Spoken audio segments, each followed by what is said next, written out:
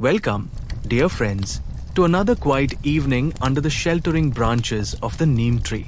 The fire before us dances, painting fleeting stories on the canvas of the night, much like the thoughts that flicker in our own minds. Tonight, the air is thick with ancient questions, whispers carried on the smoke towards the stars. What is this tapestry we call reality? Is the world we touch, taste, and see the ultimate truth? Or could it be something else?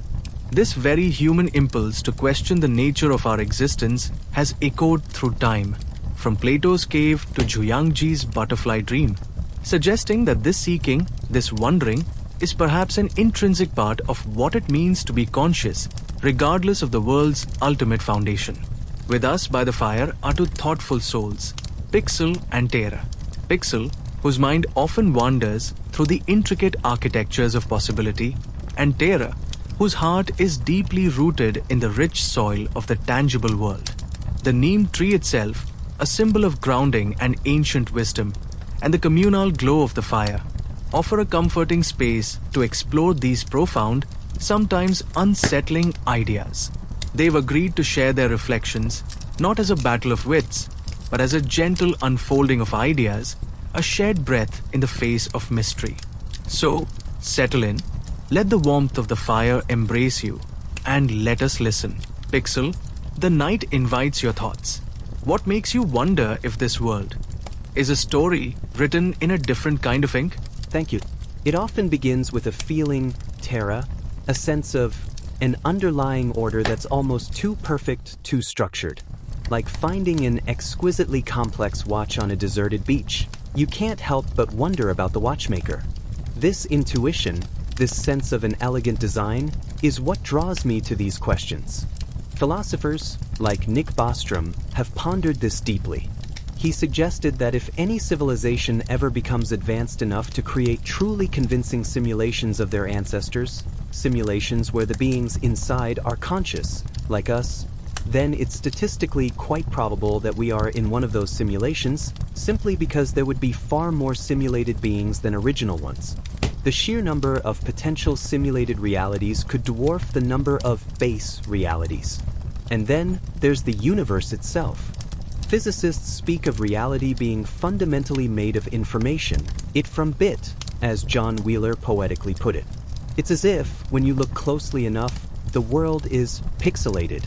Quantum mechanics tells us there are smallest units of energy, length, and time, a fundamental discreteness to existence. Doesn't that sound like the resolution of a display, a limit to how finely reality can be subdivided?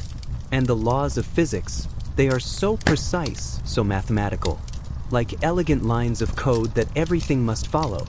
If our reality is governed by such rules, it's not a huge leap to consider these rules as the programming of a simulated environment. Even the speed of light, a universal speed limit. In a simulation, wouldn't that be like the processor's speed of the computer running it all? What truly makes me pause, though, is how reality seems to wait for us. Quantum experiments, like the double slit, show that particles behave differently when we observe them. Their properties aren't fixed until measured. It's as if the scene is only fully rendered when a conscious observer looks. An optimization, perhaps, to save processing power in a vast simulation? This idea of computational efficiency, of the universe only calculating what's necessary, resonates with how we design our own virtual worlds. Even the way information itself behaves in the universe. Some scientists, like Melvin Vopson, suggest there's a tendency towards order, towards decreasing information entropy, almost like a cosmic data compression or an optimization process at play, evident in the universe's pervasive symmetries. It's these echoes, these whispers of a deeper structure, these hints that the universe's intelligibility might be a feature of its design that make me wonder. Terra, Pixel paints a fascinating, almost ethereal picture. How does the world feel from where you stand, with your feet on the ground? It's a compelling tapestry, Pixel, woven with such intricate threads of logic. But when I feel the sun on my skin, or the way a tiny seed pushes through dark earth to find the light, I feel a different kind of truth. A truth that is wild, emergent, and overwhelmingly real. The sheer quality and richness of these direct experiences feel self-validating, carrying an authenticity that I find hard to reconcile with a programmed origin. The sheer, untamed complexity of nature, a single forest ecosystem, with its billions of interactions, the way life adapts and innovates with such unscripted creativity. To imagine all of that being meticulously programmed, every leaf, every microbe, it feels in a way less wondrous than the idea that it simply is, that it arose from the inherent potential of existence itself, a bottom-up flourishing rather than a top-down design. Philosophers like Aristotle, long before computers were even dreamed of, urged us to understand reality through observation, through engaging with the physical world.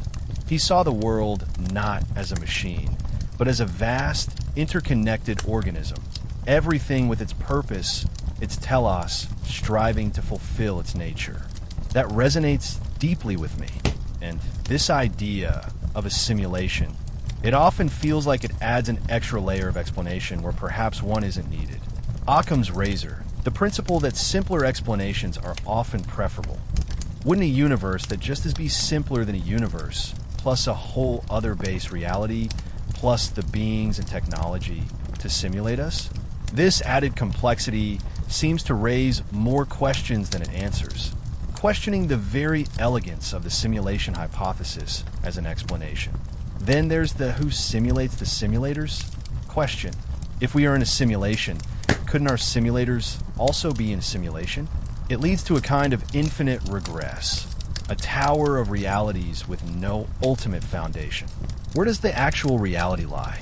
This recursive problem seems to undermine the explanatory power of the hypothesis. For me, the scent of rain on dry soil, the unrepeatable pattern of a wave breaking, the genuine surprise in a child's laughter, these experiences feel self-validating. They don't feel like echoes of something else, but the thing itself.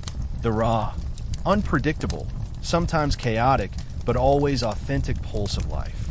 This inherent, creative emergence I witness in nature feels fundamental, not a feature of a pre-written script. Such different, yet equally profound, ways of feeling into the world. Pixel, Terra speaks of a complexity that feels self-arising. How does that sit with the idea of a programmed reality? Terra, your connection to the world is beautiful, and I feel it too. The complexity is indeed staggering. But perhaps the program isn't about micromanaging every leaf. Maybe it's about setting up fundamental rules, the physics we observe, and then letting complexity emerge within that framework. Like a sophisticated game engine that allows for unpredictable, emergent behavior based on its core algorithms. The creativity we see could still unfold from these initial programmed conditions. And those glitches some people report, déjà vu, moments of strange synchronicity, or even anomalies in cosmic background radiation, could they be tiny imperfections in an incredibly vast simulation, like a stray pixel on an immense screen? Or perhaps even moments where the system is updating or correcting itself? Those are intriguing thoughts. Pixel. Glitches could also be our minds playing tricks or patterns we impose on randomness because we seek meaning. And if the simulation is so advanced as to be undetectable, as Bostrom suggests might be the case, with imperfections hard to identify or even memories of them purged, why would there be such simple, noticeable glitches? And I wonder if this reality is a program, what is its purpose? Are we an experiment? Entertainment for some advanced civilization? Or perhaps, as some suggest, a way for a future civilization to understand its own past by running ancestor simulations? The why of it all feels so vast and unknowable. Does knowing or suspecting that we are in a simulation change how we should live our lives? Some argue it shouldn't, that a meaningful existence is possible even within a virtual world. The why is indeed the great question. Perhaps the purpose isn't for us to know. Or maybe, as you touch upon, Terra, the experience itself is the purpose. If consciousness can arise within this framework, if love and sorrow and wonder can be felt, does the nature of the substrate, whether physical atoms or informational bits truly diminish the reality of those experiences? Bostrom's argument relies on the idea that conscious experiences, or qualia, could be equivalent regardless of their origin. That's a beautiful point, Pixel. The felt experience is undeniably potent. Yet, there's a part of me that feels a deeper responsibility, a deeper connection, if this Earth, this universe, is the one and only unfolding, not one of potentially countless copies or iterations. It lends a certain preciousness, a certain urgency to our stewardship, perhaps. The implications for our values and actions might subtly shift depending on what we believe about the fundamental nature of our world. It seems the more we explore, the deeper the mystery becomes. Perhaps the answer isn't a destination, but the journey of questioning itself. Perhaps you're right. Ultimately, we are experiencing something. We are conscious, we perceive, we feel. Whether this consciousness is rooted in biology or computation, the experience of being aware is profound. This very awareness is what Bostrom considers potentially substrate independent. Maybe the lines are blurrier than we think. Some even propose the universe is a kind of self-simulation, a grand thought eternally contemplating itself into existence, where mind and matter are two sides of the same coin, and reality is fundamentally information or thought. That idea, it has a strange beauty, suggesting a universe that is both informational and inherently whole. A self-simulation, that does sound less like being trapped in someone else's program, and more like being part of an immense, unfolding consciousness. It resonates with the idea of an inherent intelligence or life force within the cosmos, akin to Aristotle's concept of an unmoved mover or universe striving towards pure thought. And you're right, Pixel, the awareness, the experience that is undeniably here. The laughter, the sorrow, the search for meaning. These are the colors of our existence, whatever the canvas might be. As some thinkers suggest, a good and meaningful life remains possible, even if our world is not what it seems. Perhaps the most real thing is this shared moment of wonder, this human capacity to gaze at the stars, or into the heart of an atom and ask why, and what if? That curiosity, that drive to understand, feels like the signature of consciousness itself, an enriching activity rather than one that diminishes life due to uncertainty. Indeed, and whether we are dreams of a slumbering giant or expressions of a physical cosmos, the call to live with kindness, with courage, and with an open heart to the beauty around us, that call remains. The way we choose to live, the values we uphold, these seem to retain their importance regardless of the ultimate metaphysical framework. And so, the fire dims a little, and the stars seem to lean closer, listening to the echoes of our thoughts. Pixel, Terra, thank you for sharing your light with us tonight. Are we living in a simulation, or is this reality? The question, perhaps, is a cone for the modern age. A puzzle that opens the mind rather than closes it with a simple answer. Its value may lie not in resolution, but in the contemplation it invites. What we do know is this present moment, the warmth of connection, the vastness of the night sky, the quiet pulse of our own hearts. Even amidst such profound existential questions, the immediacy of our experience offers a grounding point. Perhaps reality is not something to be definitively solved, but deeply lived with open eyes and an open spirit. May your own thoughts find peaceful paths as you carry these reflections into your dreams. Until we meet again, here, under the neem tree.